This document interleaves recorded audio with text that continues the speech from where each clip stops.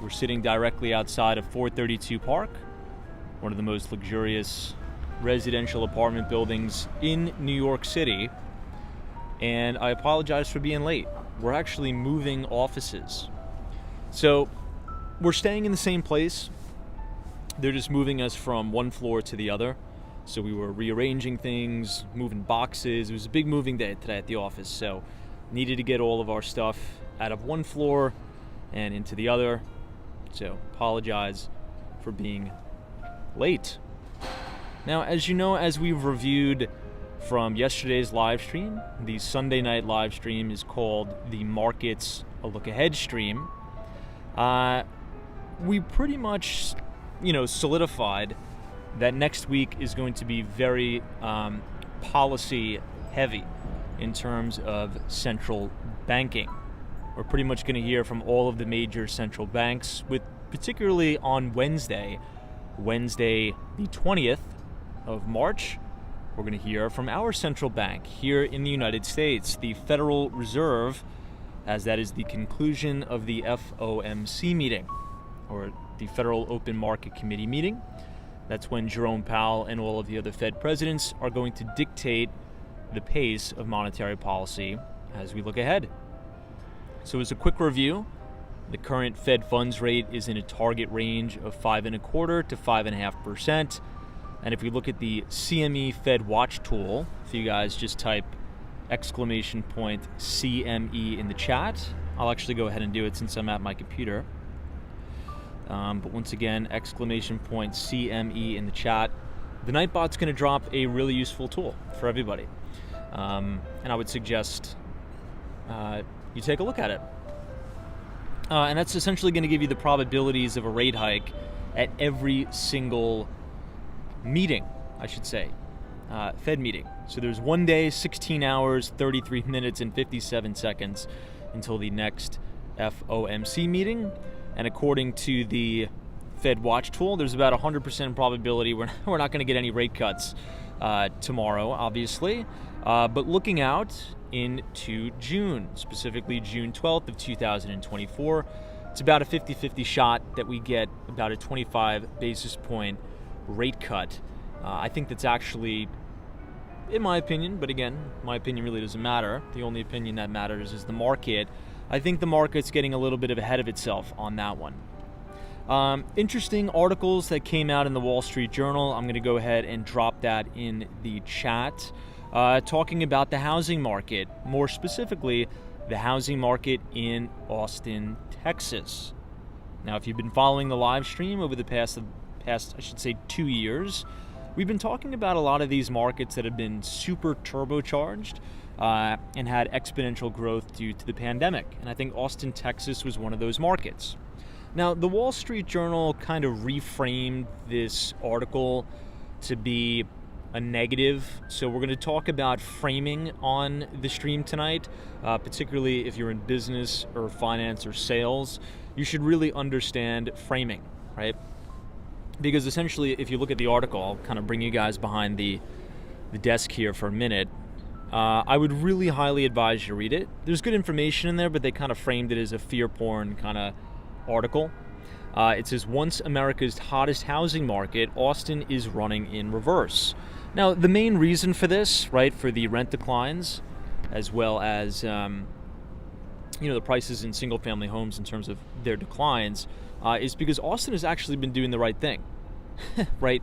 So it's an interesting juxtaposition because on one hand, anytime you turn on CNBC or Bloomberg, you have all of these articles that say, first-time home buyers are forever priced out of the market. You're going to own nothing and you're going to be happy. Home ownership and the American dream is done in the United States. But then you have this same article saying, oh my gosh, housing prices are coming down in Austin, Texas. This is the end of the world. This is doom and gloom. So you can't have it both ways, right? So you need to understand the spin or the narrative, right? The media wants to, drive clicks. So you can essentially put any data out there and put a frame on it. Does that make sense? But this is actually good news. I mean, at least for me. I don't know about any of you guys. In my view of the United States of America, how I view America going forward, I want people to be able to afford a home, right? I want people to be able to afford, to rent a 2-bedroom apartment, and you don't have to have, 6 people living in a 2-bedroom apartment just to make the rent.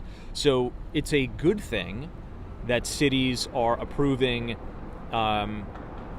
developers to build more product, right? This is simple supply and demand. The more product that comes onto the market, that satiates a lot of that demand, and prices come down. This is what we want. So it's just interesting to see the media kind of hit it from both sides, and it'll be, very important to understand framing. All right, guys, we'll quickly take a look at some commodities real quick, because we've been talking about crude oil. Ticker symbol CL. We're trading over $80 a barrel, at $82 a barrel for crude. We wrote about that in the Behind the Street newsletter. We'll take a look at the XLE, which is the energy sector ETF by Spider. Had a pretty volatile day today, but closed at 91. And then last but not least, we'll take a look at some precious metals like gold. Gold is still trading over $2,100 an ounce at $2,160 per ounce. And we'll look at silver. Silver, I believe, is trading at $25 an ounce, so a little bit of a rally there. And going on to the digital gold, which is Bitcoin. If I could spell Bitcoin correctly here. Bitcoin is trading at 66,499, and the cash close today on the S&P 500 was 5,149. We were about flat today, about 32 points up on the S&P. All right, with that being said, everybody, just a quick announcement. Go ahead and check your email if you have not already, because last Thursday we sent out our free investing newsletter called Behind the Street. And we talked about a lot of stuff. Not only did we go through monetary policy, but we also did a big breakdown on fiscal policy. So we actually went into the fiscal data at the U.S. Treasury. We went line item by line item, and turns out we took in about $120 billion worth of income taxes in February, but we spent about $76 billion to service the interest on the debt. Not sustainable. What does that mean? Well, find out as you read the Behind the Street newsletter. So if you want to receive all of our research every other Thursday, right at the market close, go ahead, scan the QR code, punch in your email, or type !news, NEWS, in the chat, and the Nightbot will drop the link to our Substack. Okay, let me go ahead and close up my laptop here, everybody. I'll say hello to all of the viewers in the chat. Trust everybody had a fantastic Monday, and we'll go ahead and get started. So give me one moment. Now, the unfortunate thing, okay, do have to be honest here, it's getting cold again in New York, which is a little unfortunate, right? I think it's going to be like 43 degrees tonight. The wind is picking up. Once again, we're right outside of 432 Park Avenue. Looks absolutely beautiful, but winter's not yet over. I think we're going to have one more week of relatively frigid temperatures, right, for us New Yorkers. I think 40 degrees is pretty cold. So Patrice 2020, what's up? Says, I love the newsletter quotes. Thank you so much. Really appreciate the support. Thank you guys for reading and sharing. We've been able to double the size of the newsletter in terms of the readers. So that's awesome. So thank you so much. I appreciate that. It gets about 30,000 reads a month, which is insane. I never thought I'd be writing something that gets 30,000 reads per month. So I appreciate all of the support, and thank you for being so disciplined and steadfast in checking out some of my work. Lori Crockett Owens, thanks so much for joining us. I see Patrick, New York. What's up, Patrick? Hopefully you're well. I see Dale of East 56th Street and Park. We're looking at 425 Park Avenue right here. Sunshine after rain, Sunshine NYC. What's up, everybody? Gene S. This is 35 degrees here. Very frigid Sunday. Or Monday, you mean. What else we got? Hey, Ken Brockton, what's going on? Says tomorrow's the official first day of spring. Thank you, God. I'm so excited for spring. You guys have no idea. You have no idea. I'm done with the winter. Lark Bark is here. What's going on? Thanks so much for joining us, Anna. All right, we got a packed house here. So let's go ahead and let's head over to the west side. Now tomorrow, we may be starting the live stream again from Dumbo, Brooklyn. We'll be making that expedition over the Brooklyn Bridge to Lower Manhattan. I'm going to be doing a lot of work in Brooklyn tomorrow, so stay tuned for that. Hal T, what's going on? Thanks so much for joining us. Yeah, it's going to be a very big week, not only in the United States, but globally, right? I mean, we're going to hear from almost all of the major central banks. We were kind of having a laugh last night on the live stream. This is the Aston Martin showroom, by the way, right here on Park Avenue. This is a F1 Formula One vehicle. Look at how crazy that thing looks. And that's where the people sit. I don't even know how I mean, I'm a pretty skinny guy. Like, I'm a really, really skinny guy. And I don't even know if I could fit in that thing. I don't understand. Anyway, these things are cool. Apparently, each Formula One vehicle is millions of dollars. Like, these things are millions of dollars for one car, which is wild. Anyway, you know, we were having a little bit of a laugh on last night's live stream because the Bank of Japan is set to hike interest rates from the negatives, right? So having negative interest rates all the way up to a whopping 0%. So yeah, so we're gonna have some extreme tightening over there in Japan. You know, since 2016, Japan has had negative interest rates, and this could mark the end of that.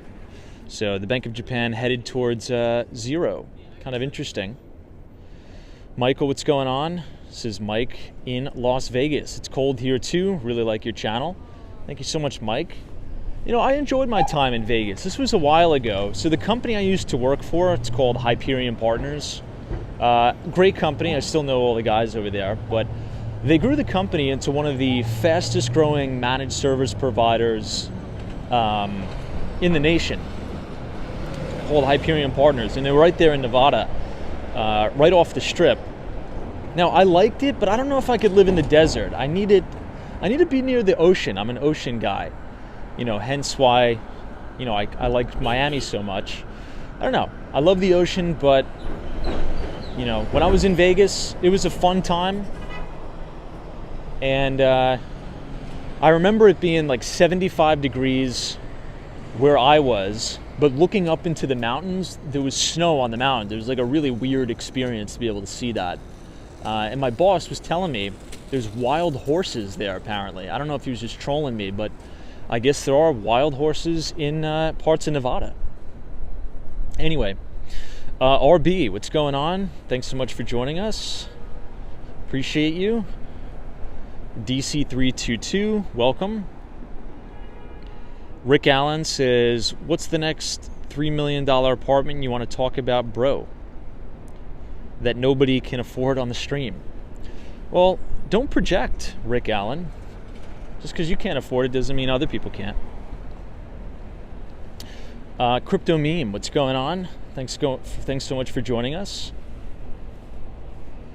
This is the Four Seasons Hotel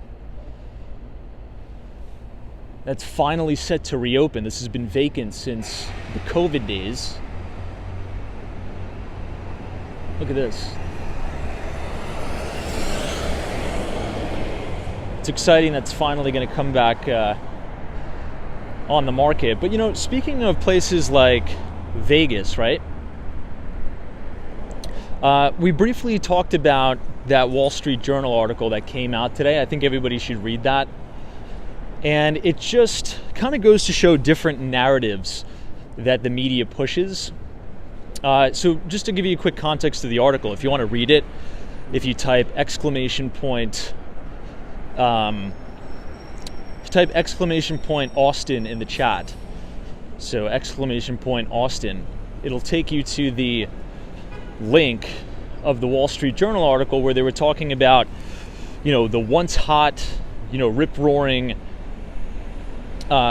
real estate market in Austin, Texas is kind of coming to a head and is reversing. And we've kind of talked about this, right? There's been a lot of markets that are very prone to boom-bust cycles. But really the point I'm trying to make is it's interesting how the media kind of spins these things, right? Because on one hand, it seems as if we can never get away from the media talking about how unaffordable everything is, how nobody can afford to buy a house anymore, how nobody can afford rent anymore because rent is too damn high, right? There was even a whole political party that was formulated because rent is so high. So once a city like Austin, Texas, right, and they've actually been doing the right thing, by the way, by building. That's the only way you're going to solve the affordability crisis is by building new product. You know, the Wall Street Journal kind of spins the piece in a different way.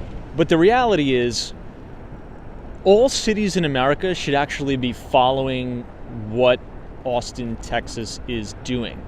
Because the only way you're going to bring prices down is by building more product to satiate that buyer demand.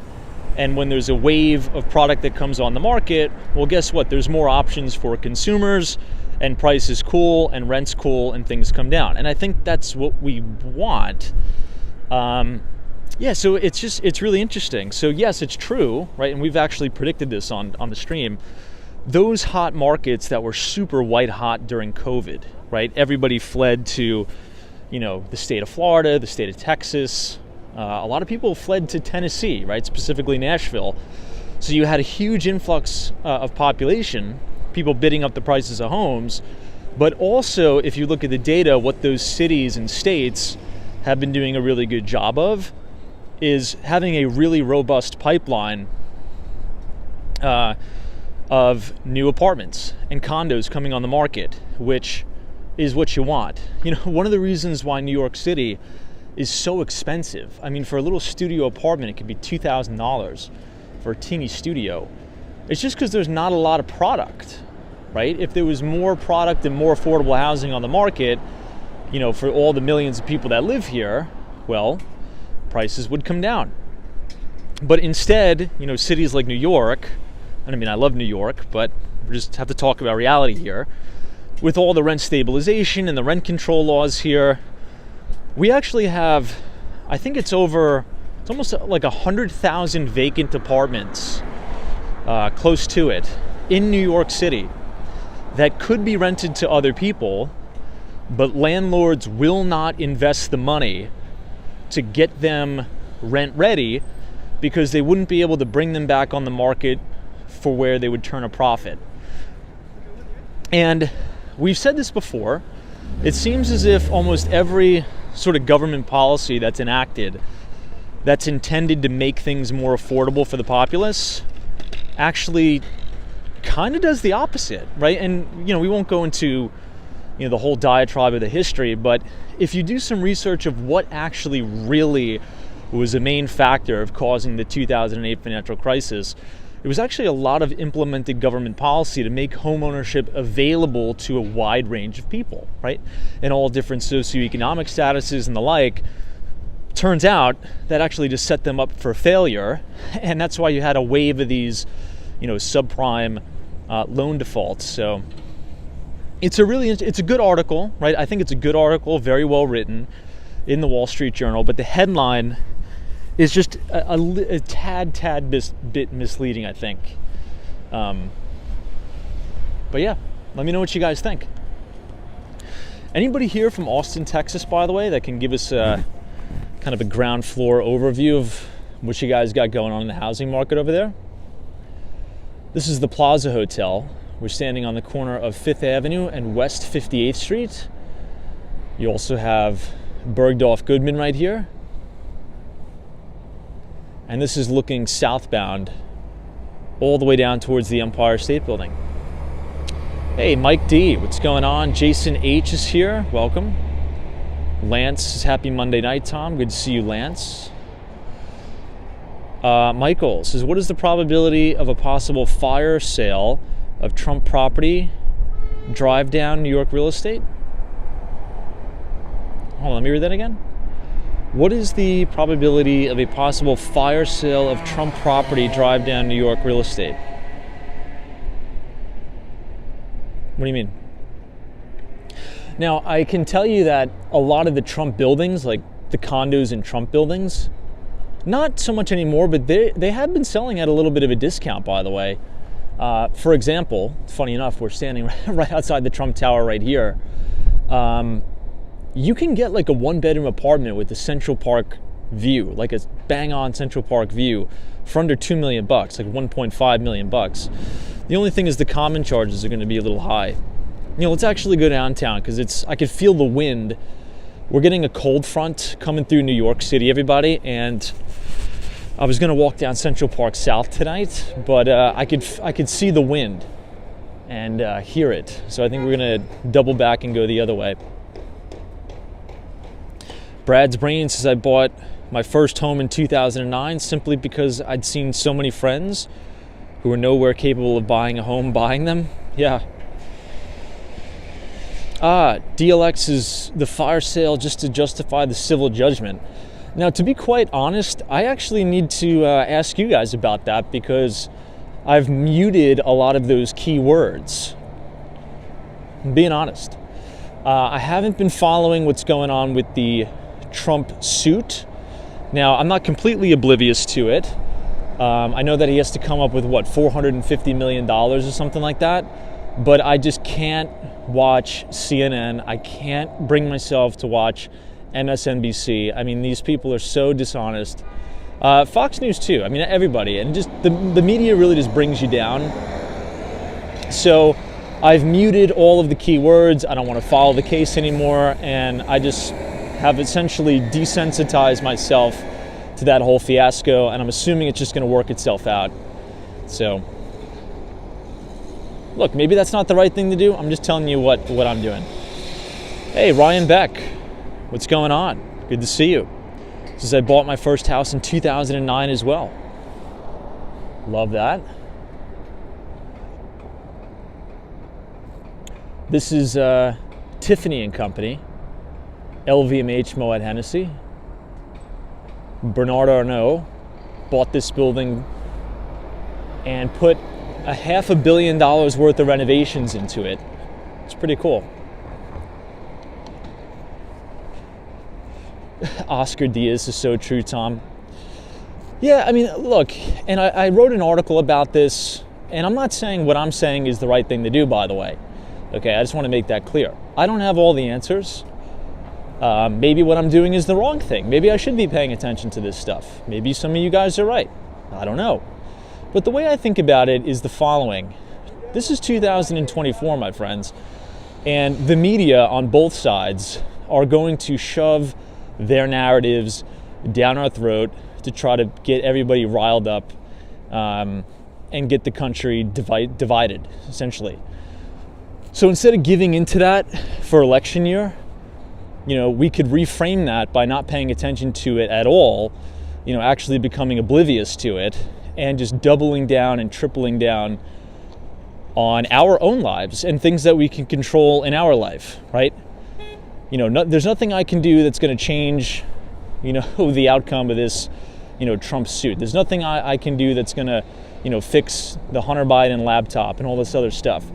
Thomas Malloy is not going to be able to do that, okay? But what I can control is, servicing my customers, helping my clients, growing my business, hanging out with you guys here on the stream, and just trying to be a good person, right? So I think I'm going to focus all of my energy into that, and I just can't give these people any of my time anymore. And again, not saying that's the appropriate thing to do. Maybe that's being lazy, but I can't do it. Maybe I'm weak.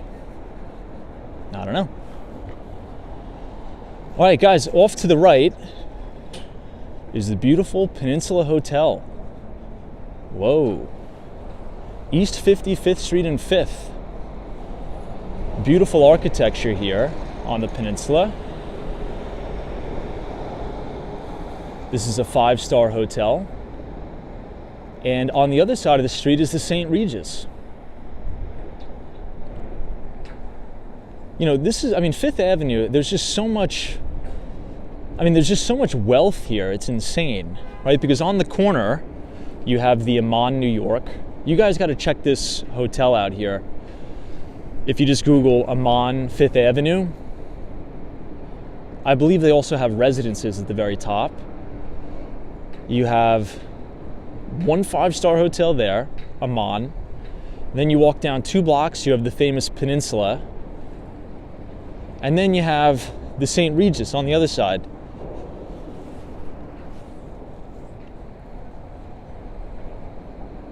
And I love the facades of these buildings too. Just incredible architectural integrity.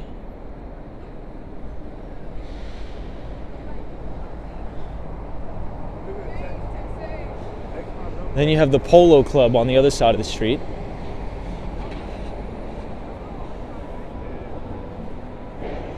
You can tell that almost nobody is outside tonight because it's so windy and cold.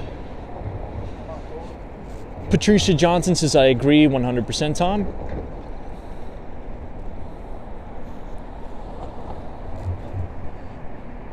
Adrian says, I love 5th Avenue. Soho Joe, what's going on? Welcome, welcome. Yeah, Peter says everybody already knows who they're voting for, so distress your life and tune out the media madness for sure. Brad says, Tom, we think alike. Your approach is very smart. It's not lazy, it's focused. For sure. And at the end of the day, and I truly mean this, by the way, I really, really do truly mean this. Guys, I don't give a shit, right? And excuse my language. I don't care who you're voting for, right? If you're a Biden person, great. We're still friends. We'll still do deals together. I don't care. If you're going to vote for Trump, great. Vote for who you ever want to vote for. You know, I'll vote for whoever I want to vote for, and the country's going to move on regardless of the result. You know, and this is a good lesson for the financial markets, by the way, and just investing in general, career trajectory, and whatnot. This is the beautiful University Club. Now, I want you to think back to when Donald Trump was first elected president, right? This was obviously 2016. I was a college student. I was still in college, right? I love this building, the University Club. It's stunning. And guys, this is not a fabricated story, by the way, okay? This is 100% true. So Donald Trump was elected, and then I had to go to class. I went to John Jay College of Criminal Justice, had a great time there. And one of my classes that I went into, the professors, we had 2 professors. I won't say what it was, but they were crying. Literally, they were crying. And they were like prefacing the class saying, I know this is a very somber day for so many of you. I know that your families are hurting and our hearts are hurting. And I'm like, I'm like, guys, this country is going to churn out unbelievable opportunities if it's Donald Trump in there, Hillary Clinton, you know, Joe Biden. Like, to have that frame to think the world is over because Trump got elected, I mean, that's absolutely ridiculous. And as professors, you know, I wanted to say, guys, you should be ashamed of yourself. You're educators. You're supposed to inspire, and you're having a big pity potty in here when we're supposed to be learning class. And they were literally shedding tears because Trump won. Who cares, right? And Republicans were doing the same thing, by the way, when Joe Biden won, right? Everybody's like, oh, this is the end of the country. You know, you could say goodbye to your 401ks. And meanwhile, the market's at all-time record highs, and we've all made a fortune this year, right? So the point is, America is so big. It's bigger than one person. This is the greatest economy the world has ever seen. Okay, and you got to come to terms with that, and you got to realize that. America is bigger than Trump, than Biden, and all the other freaks in Congress, right? What makes America great is all the great entrepreneurs that build products and services, right? They need to raise money to continue to grow those products and services. They go public on the stock exchange. We, as Americans, are able to purchase shares or ownership in those companies and take part in the success of great American companies. That's capitalism. That's what it is, right? I've always said the president has very, very little to do with your individual success. Most times. That's on you, right? This is a free country. Joe Biden never, called my cell phone and said, Tom, you can't do these live streams. You can't, sell real estate, or you can't sell technology, or you can't invest in the market. He's never once said that, right? Neither did Trump, right? So nobody's holding you back in this country. Biden's not holding you back. Trump's not holding you back. So you gotta be an adult, honestly, and put your head down, turn off CNBC. Well, maybe not CNBC. Turn off CNN, turn off Fox News, MSNBC, because these people are all trying to get you riled up, and you just got to go out and go to war every day and become a better person. Increase your skill set, right? Build marketable skills that you can trade in the free market to improve your life and make some money. That's it. That's America, Anyway, sorry for the tangent, but that's how I feel. And I think a lot of people, particularly on college campuses, if professors are going to tell the kids that your life is ruined, and this is a somber day in mourning because, Trump got elected or Biden got elected, it's like, tie your fucking shoes and go to work, right? Anyway, guys, this is the beautiful St. Patrick's Cathedral, right here on the corner of 5th Avenue and West 51st Street. I know, I miss the Wall Street skateboard days too, man. Who was that? Pineapple Water. I know, we used to skateboard around the city all the time. Those were good times. Who knows? Maybe we'll do that again, but it's been very... Let's just say the drivers haven't been very good to to cyclists and skateboarders over the last 2 years. Unfortunately, 2023, I was talking to a guy who runs it's just like a cyclist awareness organization in the city, and apparently 2023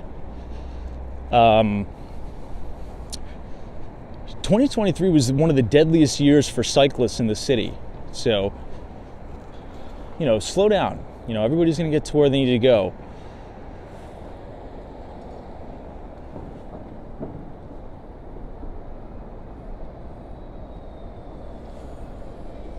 Now, this is the Olympic Tower.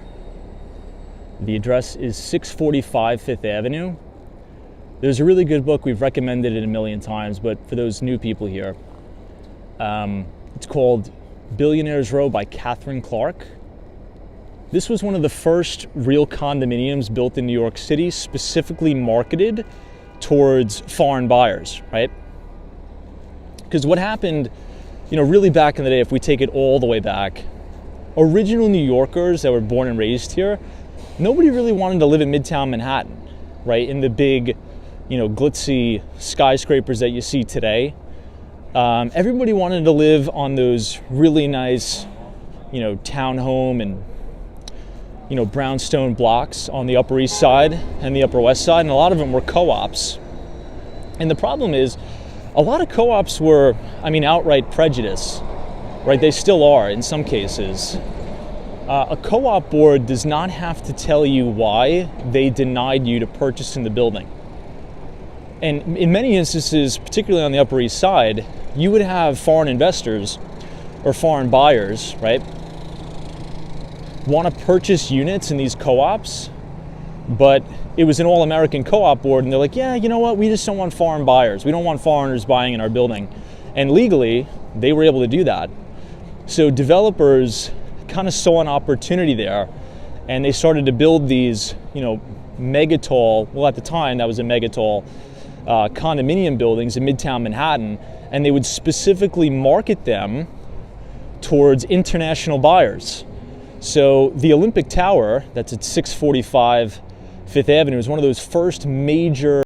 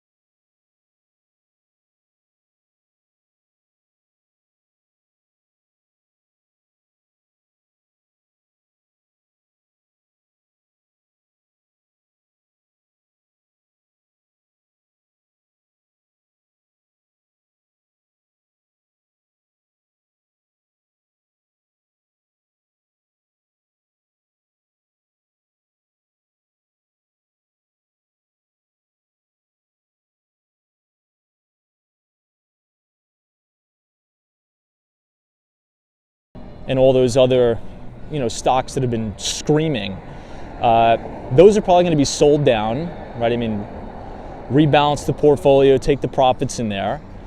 What would be the best situation, which I don't know if this is going to happen, we really need participation in the small caps, the Russell 2000. If you look at ticker symbol IWM, that thing has just been struggling to come out. It wants to come out, it's kind of on the fence, and then it doesn't. The good news is mid caps are out, and micro caps are starting to participate, but the Russell 2000 has been, still a little bit of a laggard. Anyway, but yeah, if you guys want to receive all of our market thoughts every other Thursday, right as the market closes, you could scan the QR code on the screen and punch in your email, and that is our Substack. Hey, Anthony, good to see you, Anthony and Cheryl from England. Thank you so much for joining us. Love England. Big fan of one of my favorite soccer players growing up was Wayne Rooney. Anybody remember him? I think he played for Manchester United. That was one of my soccer idols back in the day. I'm not sure if anybody's familiar. Michelle says, Tom, can you do a live stream inside One Vanderbilt? I thought about that and I want to. I just don't know if you're allowed to film in there. It's the only thing. We could check. Might as well check. We'll give one quick look at Rockefeller Center right here. This is 30 Rock. You could go to the top of the rock.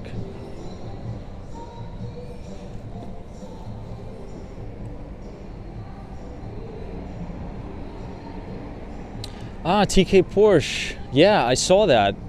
What do they call that? The Woodstock of GPUs. Nvidia's Jensen delivered a fantastic keynote today at GTC 20. Oops, lost your comment. At GTC 24, left no doubt that Nvidia will continue to grow and dominate the AI revolution. Now, what were they calling that again? They were saying that's the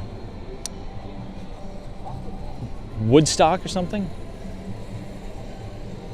Lisa says, yeah, everybody knows Wayne Rooney here in the UK. We have a big American audience. Almost nobody really knows soccer here. But yeah, Wayne Rooney's awesome.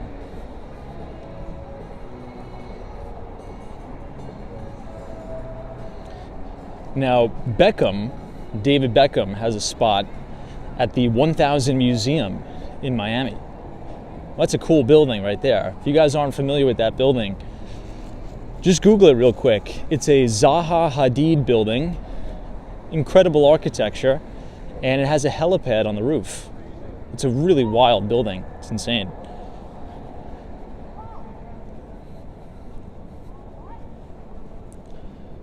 Blue Sky, what's going on? Ibrahim Azam.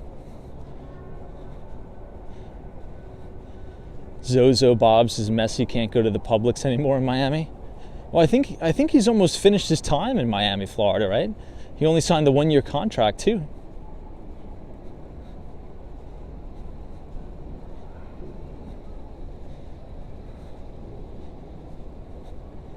Flat Smack is like Pele is the only soccer player I could think of.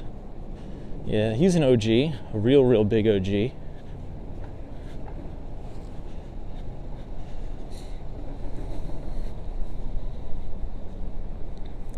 Man, I don't even think I could name who's like the biggest English superstar right now. I'm thinking of the guy. I know his face. I'm just blanking on his name. I think he was a star, or still is a star player for Tottenham, I believe. But he is the best player, I think, on the English national team. How am I forgetting this guy's name? Maybe some of you guys could help me out with that. Anyway, Ah, you're right, Harry Kane. Yes, Justin, spot on, Harry Kane.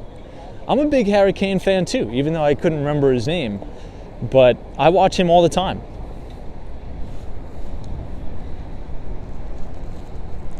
I think he still plays for Tottenham, right? That's his club team, Tottenham.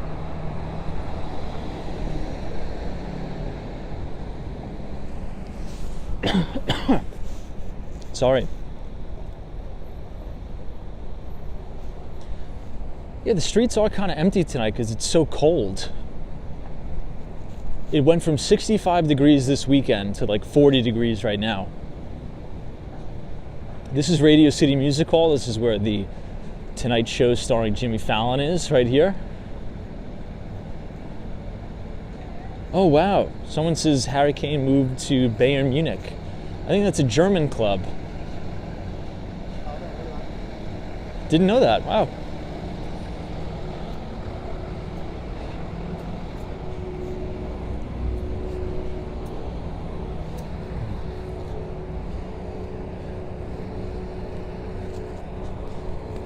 I'll have to get back into the soccer swing of things, guys. I know that Cristiano Ronaldo took like $1 billion contract or some crazy thing to go to play in Saudi Arabia. And that's kind of that's what the Saudis are doing for golf too. You know, they're trying to create essentially just by buying players, right? I mean, they have unlimited money over there in Saudi Arabia. So essentially they just like are buying the best players. I think Mbappe had an offer, like a pretty big offer. I don't know if he took it or not, but I think it was like $1 billion 1-year deal. I mean, could you imagine that? Getting offered $1 billion to play soccer for a year? That's a little unreal to think about. This is an awesome shot of Radio City Music Hall, looking southbound on Avenue of the Americas.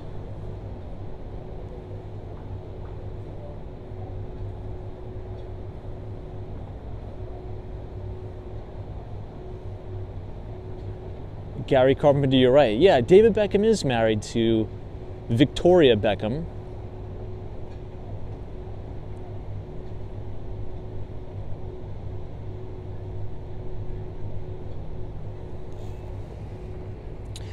Yeah, TK Porsches don't know about Woodstock, but the H100 customer list was convincing, and the newly announced GB200 will have 5x the compute performance.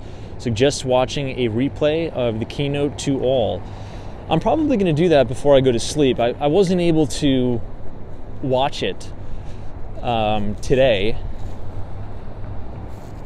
You know what I did? I was listening to a little bit of the Lex Friedman podcast as he was interviewing Sam Altman, because I was curious of really what's going on with all of the, you know, this litigation back and forth between Elon Musk and the like.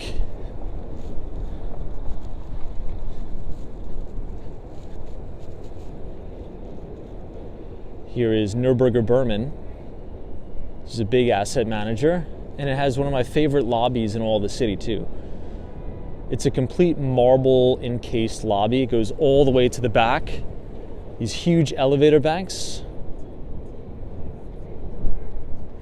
Yeah, Claudia says the Lex podcast was interesting. It was, and it kind of gave a different perspective on the litigation. It kind of changed my opinion a little bit about what happened. I really don't think there was anything specifically like intentionally nefarious. I think that they were just working on OpenAI and they had no idea what it would grow into. I don't think it was ever set out to be for profit where they sell, you know, subscriptions of ChatGPT and GPT-4. I think it just kind of evolved into something greater than what they ever thought in a million years. And a lot of businesses are like that, by the way. You know, if you start a business, you never know. It could blow up and be this huge thing. So it's going to be interesting to see what happens.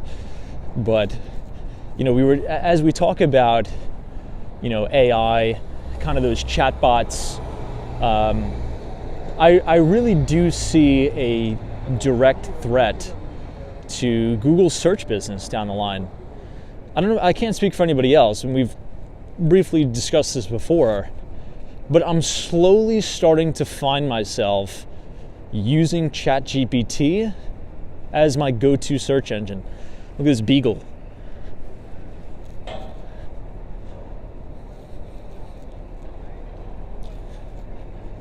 I have a beagle that looks similar.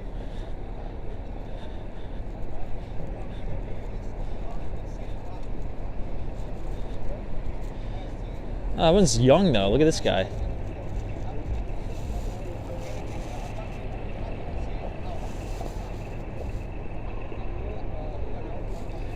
Yeah, everybody does that on the streets in New York City. He fits right in. But anyway, the interesting thing is, if everybody just starts to go to ChatGPT, right, to answer their search inquiry, what's going to happen to Google's search business? What's going to happen to the advertising business? And how do you monetize something like ChatGPT outside of just selling subscriptions? Because by definition, right, if you did paid search advertising on ChatGPT, wouldn't that AI chatbot then in turn be 100% biased? So I don't know how that would work. Like if I would go to GPT, right, and say, okay, I will pay you to rank, first on your, not your search, but just the answer would be to spit out, my company. If I type into ChatGPT, hey, what is the closest plumber to me? Or, what is the, give me a list of 5 contractors in my neighborhood or in my area, right? Wouldn't that just make the chatbot biased? I don't know. So it's going to be interesting to see how those, it's just going to be interesting to see how it plays out. Now, does anybody right now use ChatGPT as their go-to search engine now? So do you have, instead of having a Google browser, do you just kind of plug and chug into GPT or GPT-4? Hey, Teresa Diaz, what's going on? Lance, welcome. Curtis, Tom, I'm a software engineer. Dang it, missed your comment. Scroll back. Curtis Fleming says, Tom, I'm a software engineer and I use ChatGPT 4 in my daily workflow now. I use Google search a lot less. Wow. Yeah, because it's so instantaneous and it's so good. Troy Atman says ChatGPT and Grok, yes, much easier than Google search. Now, I don't use the X's chatbot. Maybe I'll try to. John says for work, yes, ChatGPT all the way. See, that's going to be something interesting as we look out at Google. Now, Google recently got into some trouble, and I think that's why the stock took a little bit of a hit, because, again, the chatbot is woke. It's a woke bot, a woke chatbot. But I think they're going to fix that. I mean, they should fix it. But that's going to be the main competitor. Gemini is going to be the main competitor to all of these other chatbots like GPT.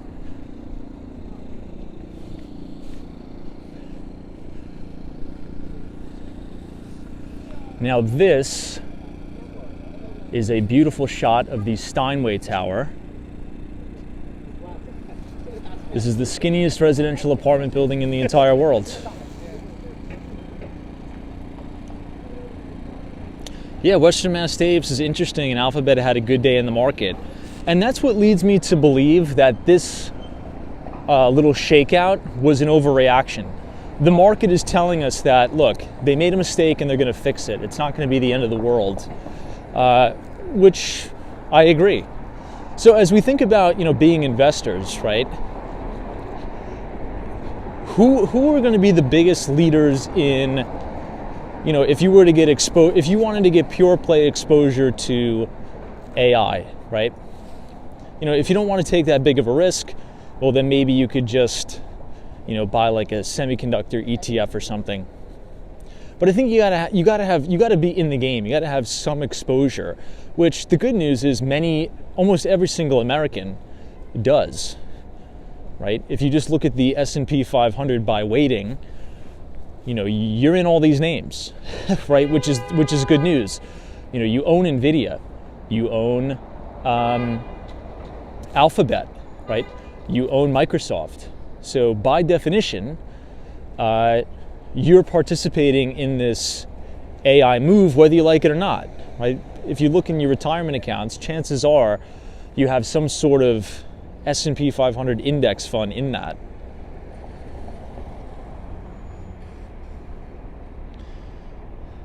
Tricon says they are all woke. There will be blue and red AI, basically new truths and morals. I don't know. Will there come a time where... I think there'll come a time, like Elon Musk says, and I'm not an engineer, by the way. I worked in tech, but I was on the sales side. I'm just a sales guy. Now, in tech sales, you do have to be more technical than most, but I'm not an engineer. So let's just establish that's number one, okay? We'll defer to the actual engineers in the chat. But the way I think about it is exactly kind of what Elon said. In the next year, Elon claims that an AI will be able to be smarter than the smartest human on Earth. And in 5 years, I believe he said that it's going to be smarter than all of humanity combined. So if that's the case, right, then maybe we won't have to worry about it being left-leaning or right-leaning. It'll just seek the truth because it's the smartest, right? So is this going to be like a situation where AI knows what's BS and what's not? If that's the case, it's going to be smarter than all human civilization combined.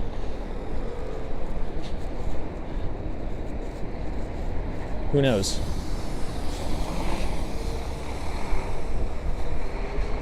Brad's brain says you bought more Palantir. I'm still laughing about that Alex Karp interview on CNBC. I don't know. I don't own the stock. I think it still has too much overhead. But those are the type of CEOs you want to bet on, right? I'm not saying buy the stock. But what I'm saying is, if you look back at the biggest stock market leaders, in almost every instance, they had a rock star CEO or rock star leadership, right? Almost every one of them.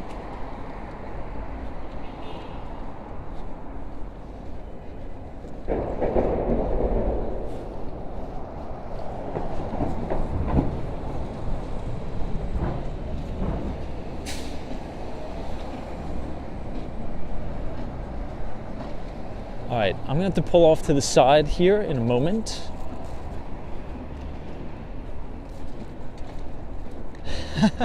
Troy Atman, it's hilarious. All right, guys, I'm gonna pull off to the side. I gotta plug in the phone here because the battery is draining rather rapidly because it's so cold out. But if you guys are enjoying the live stream so far tonight, feel free to leave a like on the video and click the subscribe button if you're new. We do these streams every day starting at 8:30.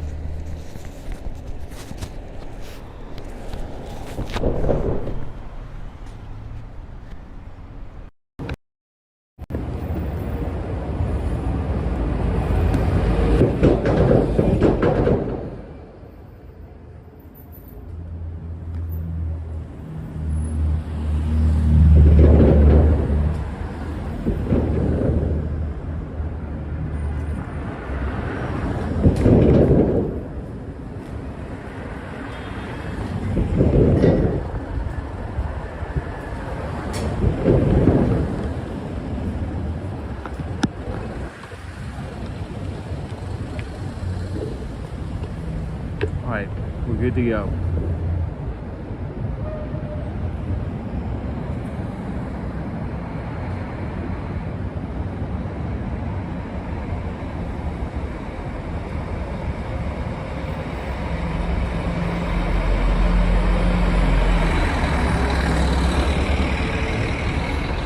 Michelle says, when am I back in Miami? I'm not too sure. If I had to guess, maybe the first week of April, I think, or the second week of April, probably. Lockbark says, I worry on AI and whether it's going to be a good thing or a bad thing. I guess it really depends, though. Very trivial. Well, I think we can defer to historical technology trends, right? Now, many people would say right now, I mean, so think about what we're going through right now in terms of technology, specifically social media with TikTok, right? Now, you probably have about 70% of the US population saying that TikTok is a net negative, right? For a multitude of reasons, yeah, the CCP and all that, you know, attention spans and the like. But if we do an audit on tech in general, as we're looking at all these beautiful buildings on Billionaires Row, I think the internet and technology in general has been an absolute net positive on society. Like, absolutely, totally net positive. You know, connected people in ways that you could never even imagine before. It's just been really extraordinary, right? And not only talking about the internet, but going back to when people fought vehicles, right? Internal combustion engine cars. People were protesting and fighting the cars, right? You know, you're gonna put all the horse and buggy people out of business. Went on to do that, but would you say that cars have been a net positive for society? I'd say so, for sure, 100%. I subscribe to the notion that humans are always very resistant to change, right? We're creatures of habit, right? We're creatures of habit. So when there's something new and foreign to us, we automatically default to the negative and say, ooh, this is going to be terrible, this is going to be horrible. Or you don't believe in the technology, right? Going back to when, you know, the iPhone made its debut and it was on the Today Show with Matt Lauer, and Matt Lauer was like, nobody's going to use this thing. Why do I need an iPhone? Why do I need email? Why do I need any of this stuff, right? And now, legacy television that essentially made his career, I'm not picking on Matt Lauer, by the way, I'm just giving an example. Now legacy television it's done, it's over. Like, it's everybody admits that it's over, right? So again, every human at first resists a new technological change, even me.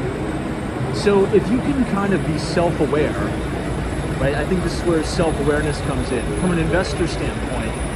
And if you could say, ooh, I'm not too sure about this, I don't know if AI is going to be good or bad, the default should be to lean into it.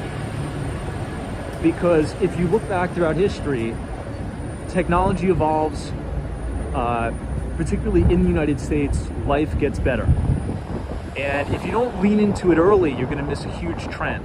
You're going to miss a huge cycle, right? And the vast majority of people, they start to get involved after the move has already been made. So you always want to be dabbling in this stuff.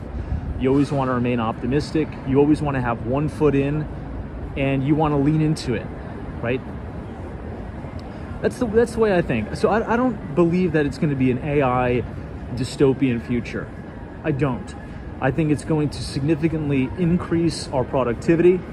I think it's going to save a lot of lives in the medical field and the like. And as investors, we should be leaning into that. Doesn't mean I'm right. That's just kind of the perspective that I'm subscribing to right now. Because there was a lot of people that didn't believe in the internet. You know, after the 2000 tech and telecom boom, they said, you see, it was all a scam. The internet's not going to work. It's, you know, it's dumb. And then, I mean, the internet is just being built out right now, right? Like, I would say the internet is just built out totally right now. So this is Central Park Tower, by the way, the Nordstrom building. 217 West 57th Street. This is the tallest building on New York City's Billionaires Row. And it was developed by Gary Burnett and Extel. Now, Extel also developed this building too.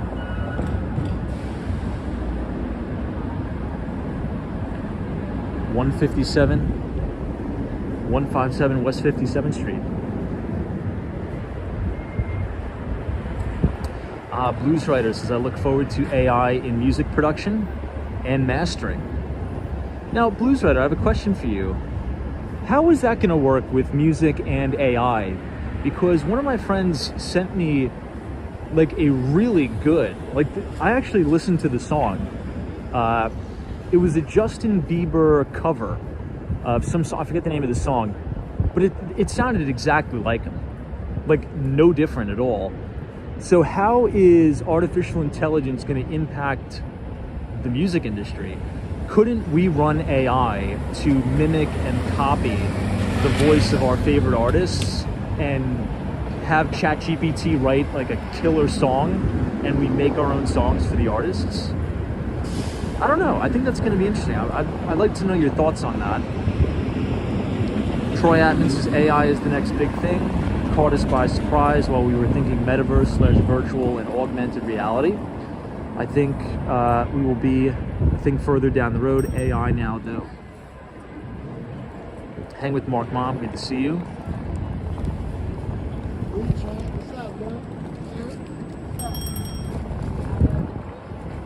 This guy's what you call a piece of garbage.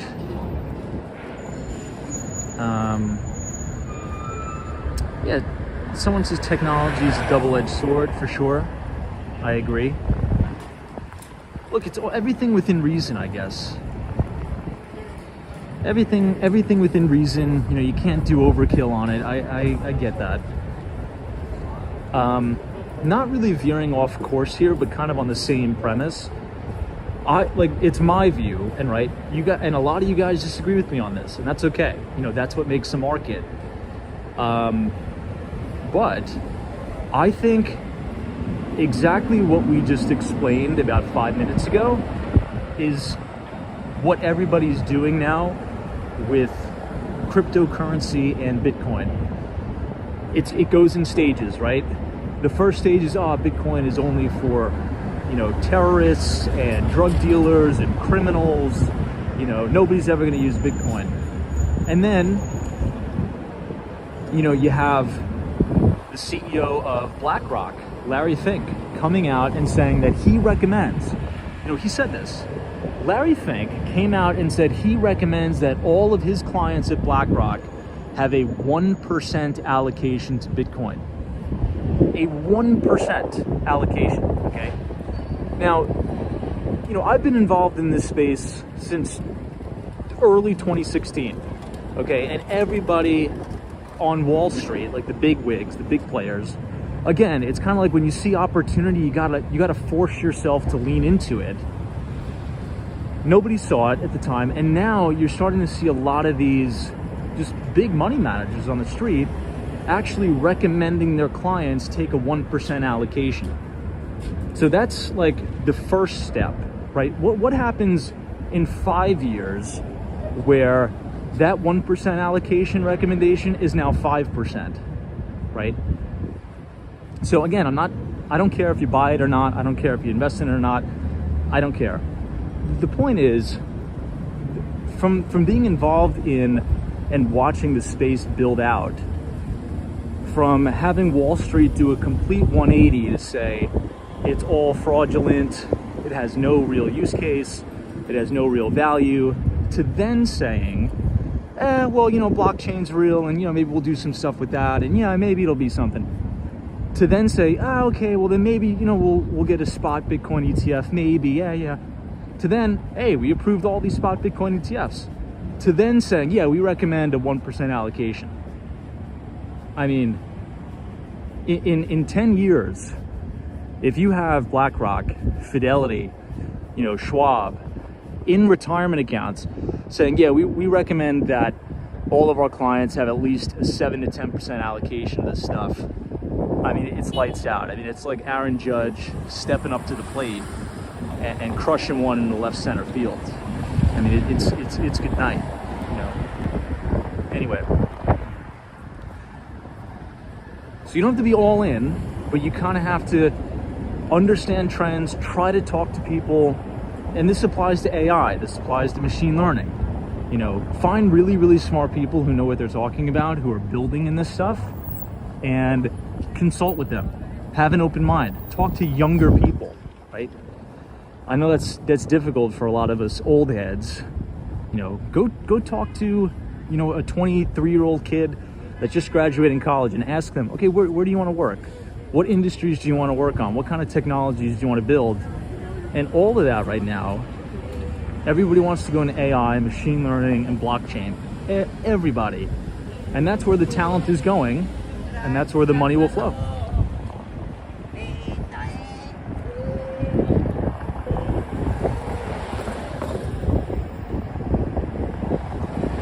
All right, guys, this is Columbus Circle. This is one of my favorite places in New York City. You're looking at 1 Central Park West. This is the Trump International Hotel and Tower. And right here is the Deutsche Bank Center. Hey, hang with Mark Mom, what's up? Welcome to New York, good to see you here.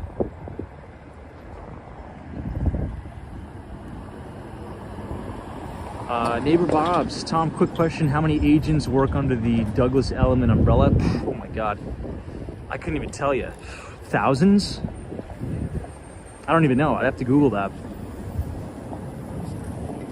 Elliman's a big broker. I don't know the exact amount, but I'd say, I don't know, like over 1,000, maybe way more than that. All right, let me catch up on some of the chats. Hey, Tim is here. What's up, Tim? Blues Writer says, I think AI will bring down costs just like digital tech, reduce production costs, but we will still have artists because creating music is fun. Interesting perspective. Everything in Miami. What's up? 7,500. Well, there you go. 7,500.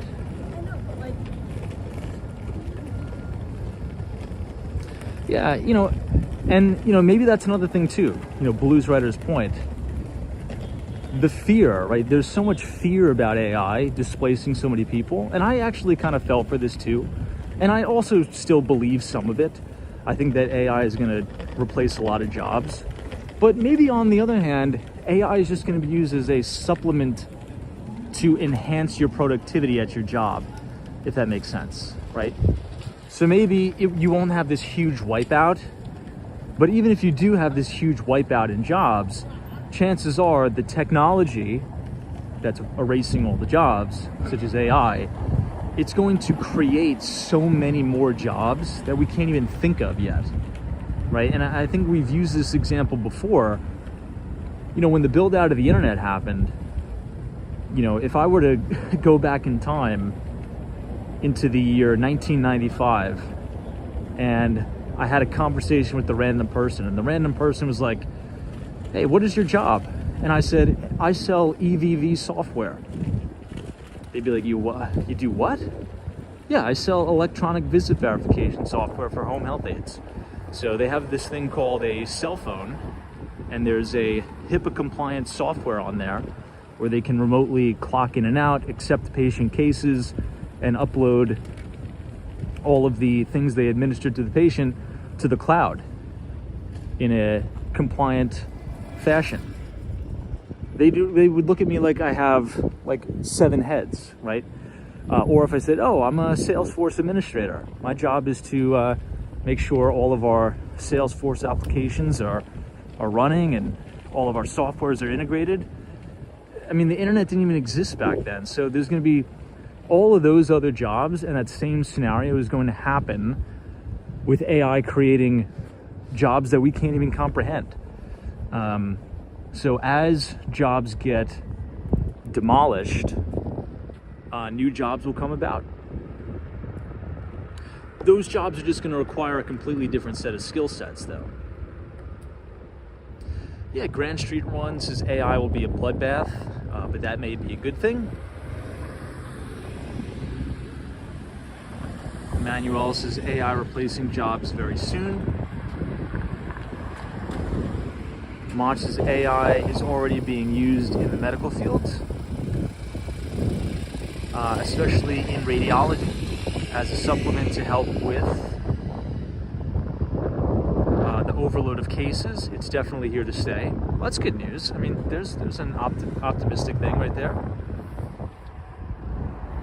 This is 15 Central Park West. Darren Thorne says, Tom, I think musicians will use AI from time to time, but the heart of music is human. Yeah, I think Darren makes a good point. Like, would you go to an AI concert?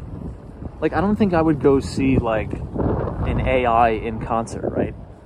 I think the whole point of why people go see, their favorite artists in concert is to do exactly that, right? See their favorite artists in person and have a human experience. So I agree. I don't think those things are ever going to go away. I don't think they will be replaced by AI. It's not like we're all going to go, pay Ticketmaster $100 to go sit in Madison Square Garden and listen to just a robot. No, you want to see physical human beings. I agree.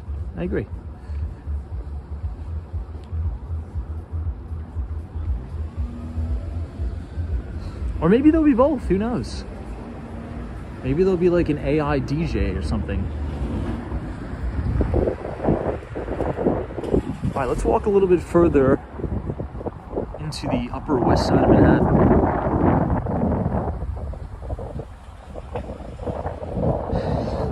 G. Raymond says no to AI concerts.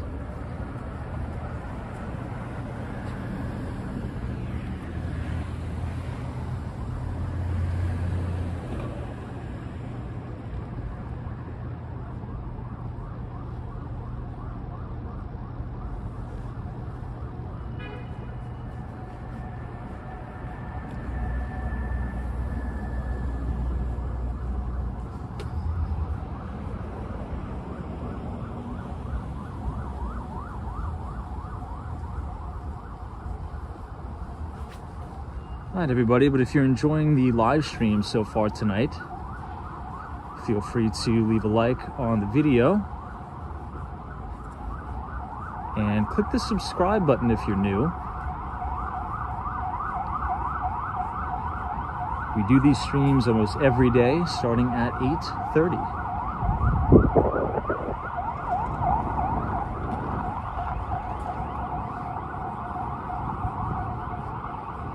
As we head to the Upper West Side, these streets are a lot quieter, minus the ambulance.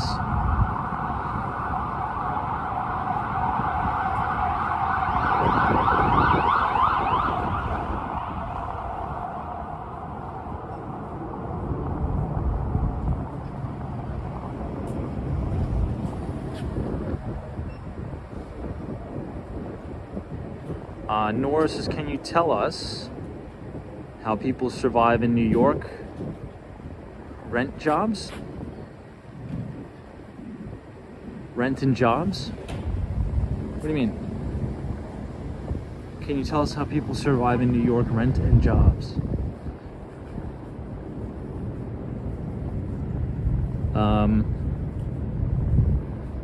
There's a lot of really good jobs here. New York City has a lot of opportunity. This is the financial capital of the world.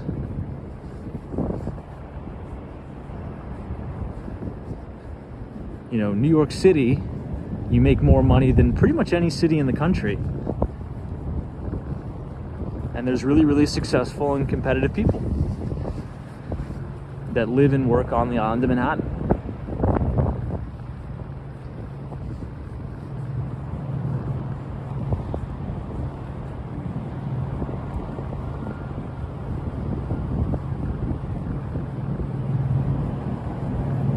Yeah, Combat Jones says first you get the job, then you pay the rent. Yeah.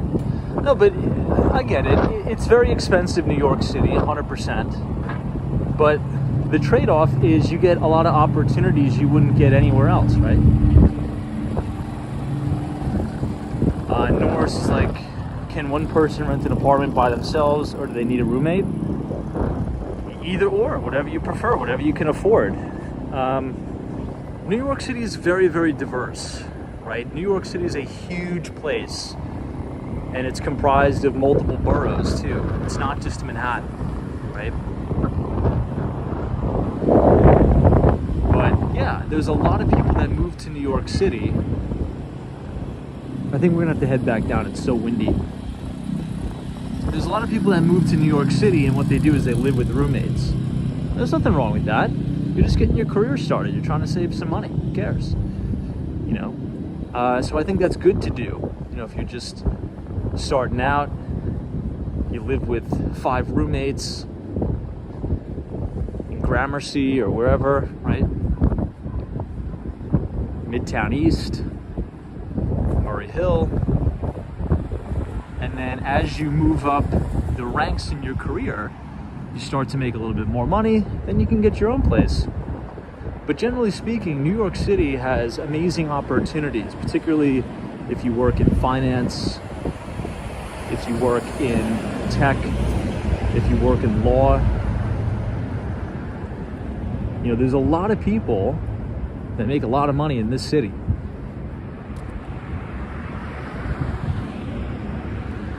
Yeah, Brad, you could live in a small closet. It's true. That's kind of the trade-off, right? I think it's worth it early on in your career to pay more for rent.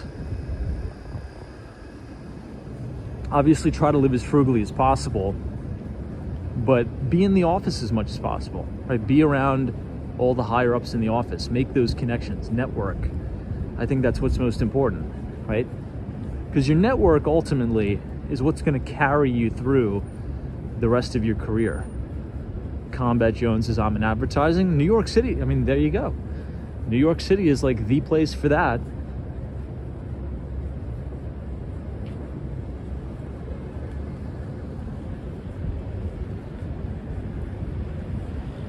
Now, maybe if you're in advertising, you start your own business, right? Maybe that's the plan you want to do. You know, maybe go direct to consumer, charge the customers a little bit less than what your company is charging them, and you can run yourself a really successful business. I mean, the opportunities are really unlimited here in New York. But what I always say is, the younger you are, you should think about it like a teeter-totter or a seesaw. I don't know how to. What are those things called where one kid sits on this side, one kid sits on that side, and the thing goes up and down? When you're in your 20s, the inconvenience level should be all the way down here. So the younger you are, you should inconvenience yourself as much as possible. So I say under 30, everything should be about inconveniencing yourself, right? You should have as little luxury as possible. You should live with roommates, you should live in closets, you know, ruck it out, don't go to fancy stuff. And then as you kind of approach 30 and over, you start to convenience yourself, right? Because you have a big cash cushion on you.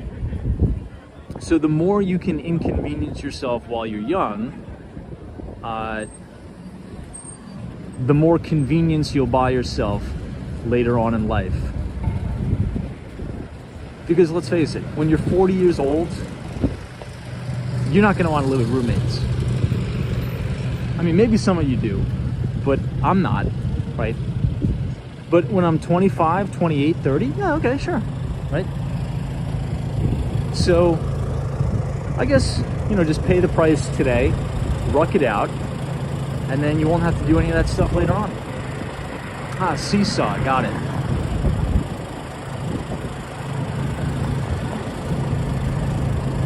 G. Raymond says, Tom, would you recommend New York City for a Canadian graduate student facing 6 years of school? Yeah, I think New York City is a great place. I mean, it just depends on what you want to do when you get here. A Canadian graduate student facing 6 years of school?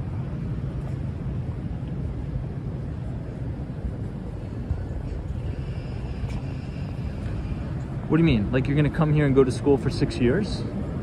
I don't know. All right, let's walk around this circle here.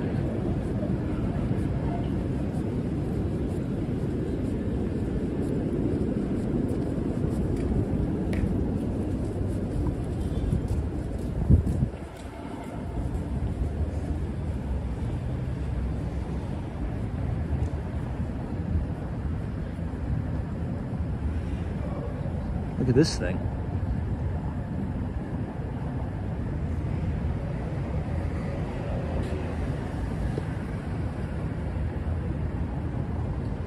G. Raymond says, yeah, graduate studies to obtain a doctorate.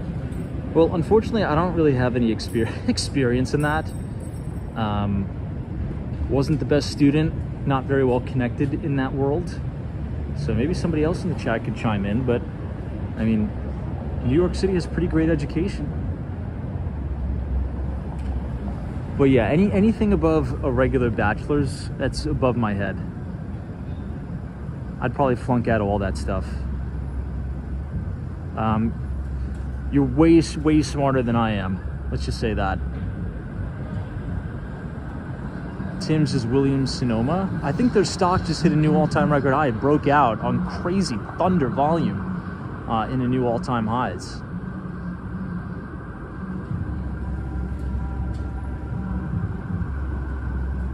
But yeah, I mean, I think New York City has amazing opportunities for doctors, all that stuff. I mean, the best healthcare in the world is here in New York.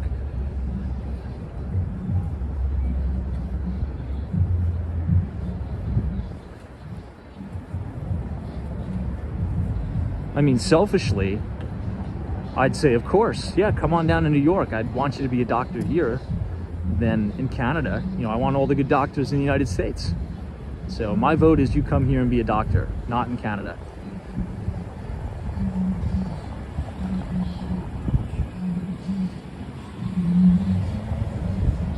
Emmanuel's DKNG DraftKings.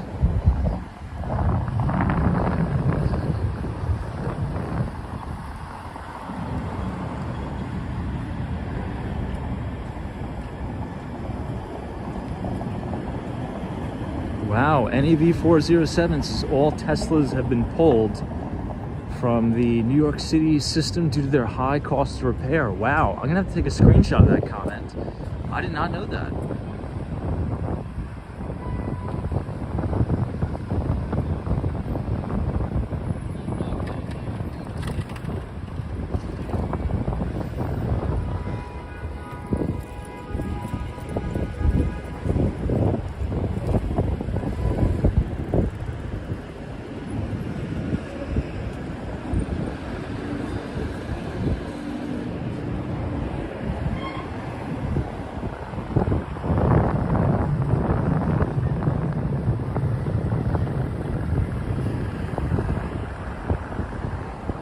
So once we have the desk set up, which is almost completely done, by the way, it looks like next week we'll be starting our second channel. So I think we'll go Monday, Wednesday, Friday, and Sunday on our second channel, which is going to be like a behind the desk. It's going to be like a screen share, kind of like a Zoom. And so all of the major topics that we talk about on the stream, it's going to be condensed into like 10 minutes, but you'll be able to have a visualization, right? We just had to move our offices from one floor to the other. So my setup is going to be pretty much good to go by Monday. So I think we're going to press the start button on that. I'll post the link. Look at this golden retriever. I'll post the link to the second channel on the community page, and I think it'll be fun. I think it'll be kind of cool. No, we don't. Unfortunately, we don't have standing desks at Element. We just have like very classic. We should get standing desks. Maybe I'll put in that request. Now, I have a really nice standing desk from my old company. My old company during COVID, they sent us like $1,000 in one of our paychecks because obviously everybody was working remote, and they sent us $1,000 to go buy like an office setup at home, right? And I bought this really nice standing desk. I still have it in Miami. Maybe I'll bring it to New York. Zozo Bobs, Tom, do you know about the 161 Maiden Lane, the leaning skyscraper in Manhattan? Is that the one that is super tall and it doesn't have any facade? It's just the core concrete facade, and they had to halt construction on it because apparently the developer cut corners, and if they were to continue construction, the thing would fall over and like collapse. So I don't know what they're gonna do with that. If that's the one you're talking about, then yeah, I know about it, but I don't know if they've rectified that situation. That seems like really concerning. Number one, I'm glad that the buildings department caught that. I mean, could you imagine what a travesty that would have been if they continued construction and the thing fell over? That's ridiculous. I guess that just goes to show you do need some government oversight. But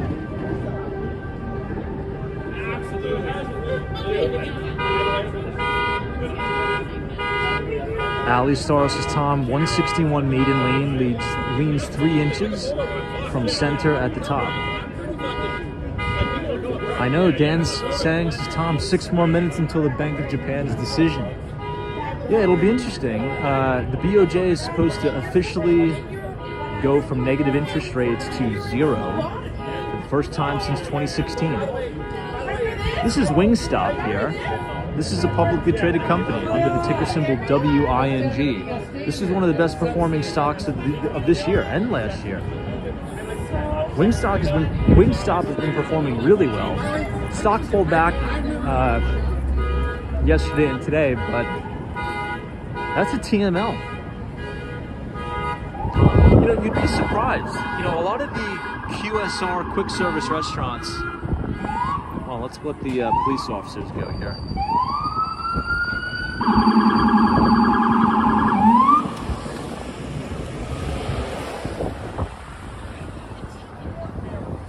Looks like the NYPD was in hot pursuit for somebody.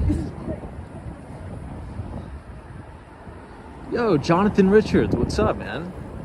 It's so good to see you. Long time no see. Hope you're doing well. Thanks so much for joining us. As I sit at my desk and then stand for an hour. Yeah, use the standing desk at least 4 hours a day. Yeah, you know, I was reading a study, and again, I'm not a doctor, I'm not a medical. Anytime we talk about like medical things, like don't listen to anything I say.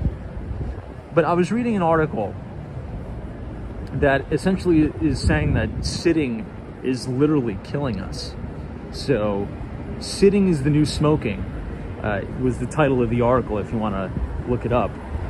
And they've essentially said the sedentary lifestyle of the average American now, you know, we're in our offices all day, you know, particularly with this work from home stuff, we're just sitting all day. And according to some top doctors, that's like physically killing us. So the more we could be up and active, walking around, standing,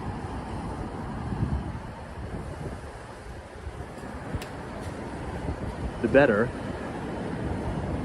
Yeah, but I like my standing desk, and I feel as if I'm more alert and more alive when I'm standing up as opposed to sitting.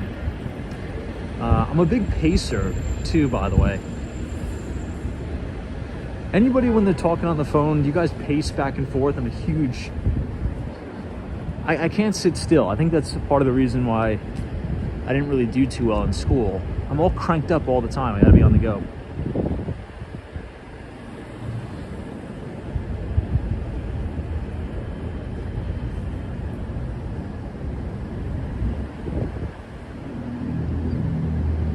Dan Sang says, hey Tom, want to place a bet on whether the BOJ is keeping interest rates at negative 2.5 or 0? I think they're going to bring it to 0. I think we'll get a little bit of a hike. I don't think it's really going to have much impact.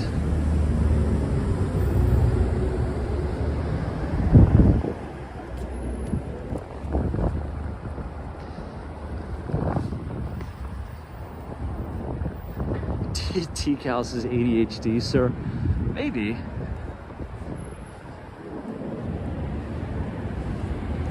Now, when I was in high school, everybody wanted to put me on all that stuff, right? They're like, he has ADHD, this, throw some pills at him. But I don't know. I think that's normal. I don't think just because you have energy and you're curious, you should just eat a bunch of pills and make yourself a zombie. Because I knew a lot of kids I went to high school with that were on all these, ADHD pills and ADD pills or whatever. And I mean, my God, once they got on that stuff, they were just different. They were like shells of themselves. I don't know. Again, not a doctor. I'm not a medical professional. Do whatever you want.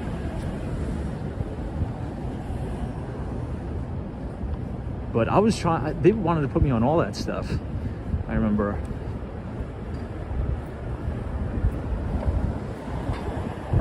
Now, we never really walked past this building. This is 242 West 53rd Street. This is a new-ish development. Luxury condos. Awesome, awesome building. Look at the facade. Very unique.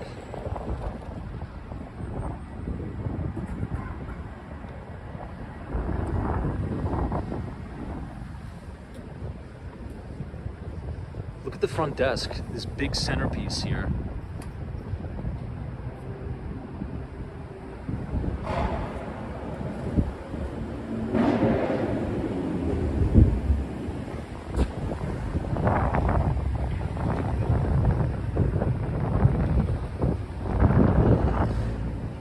.242 West 53rd Street. Big fan of that. Love that building.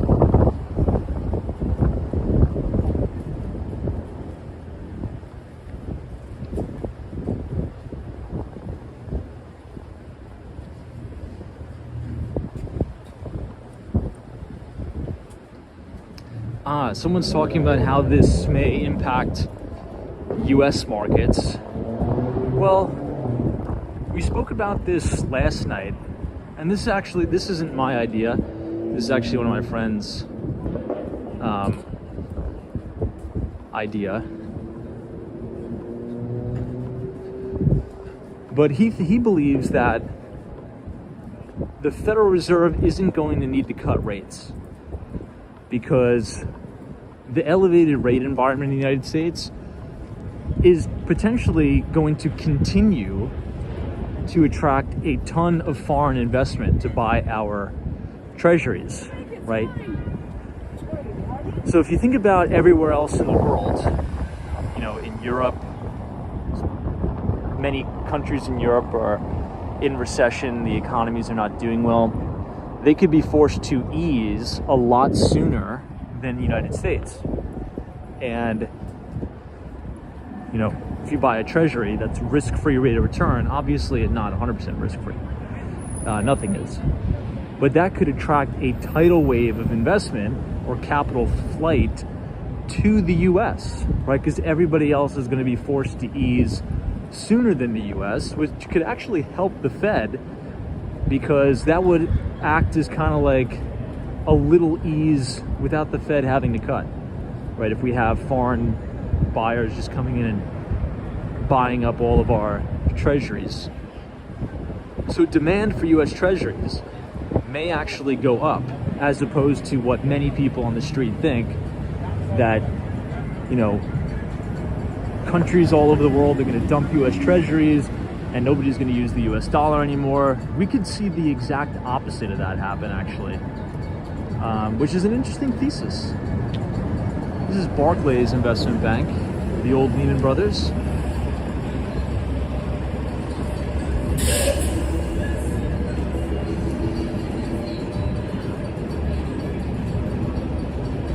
And BNP Paribas.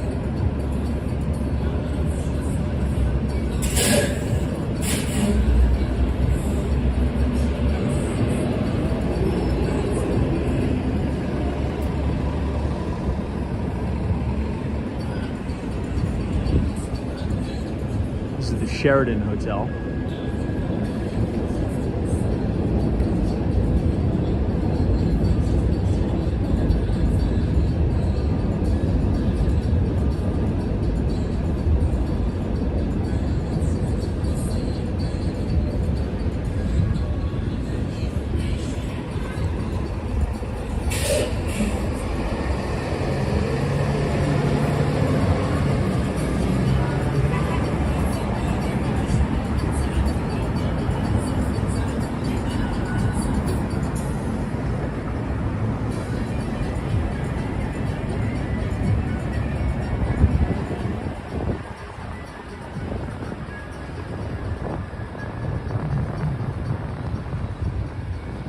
This reminds me of a winter night in January.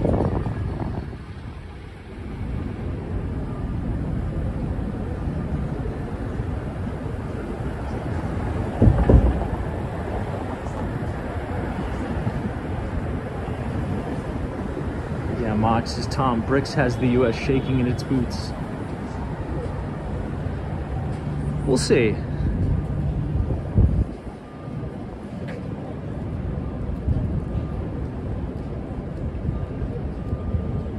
Oof. Hang with Mark Mom says, I used to work 10 hours a day and sitting all the time to make deadlines for clients. I bet you're glad those days are over.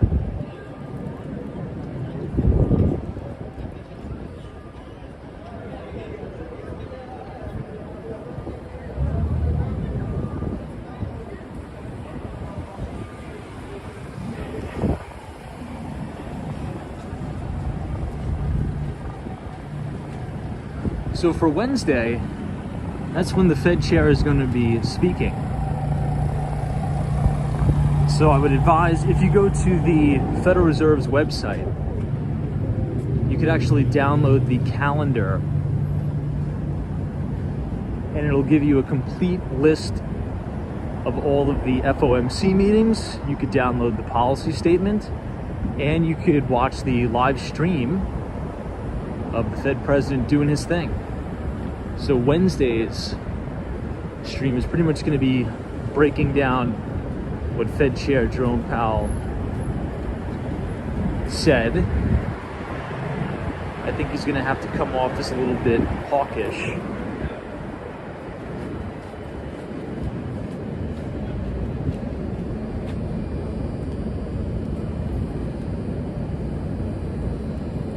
This is looking southbound into Times Square.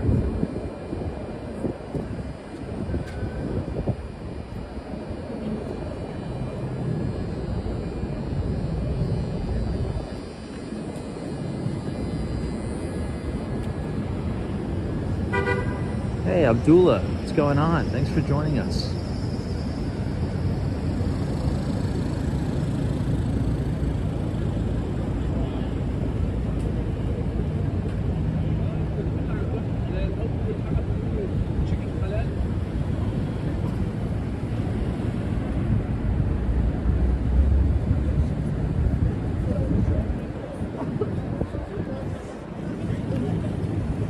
We'll walk to the train. It's only a few more blocks away.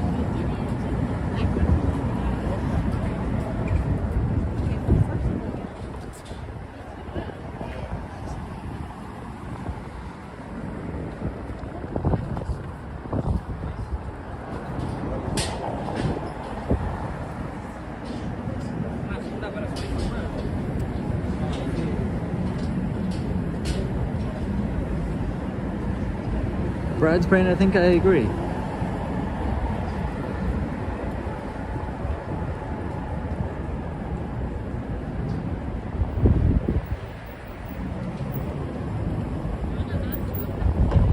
have the subway right here on West 49th.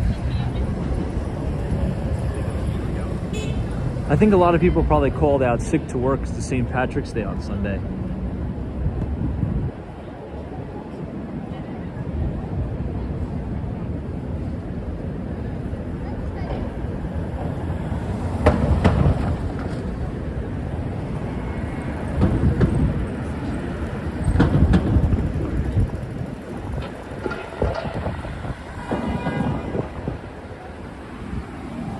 Brian says, any thesis or expectation for the Fed meeting?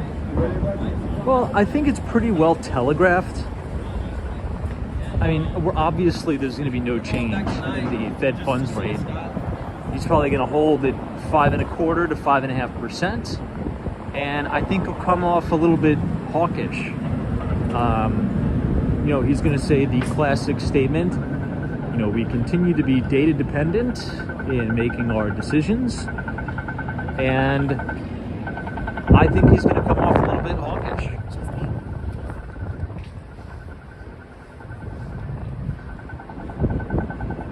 Now, if you type !CME in the chat, it'll drop the link to the CME Fed Watch tool.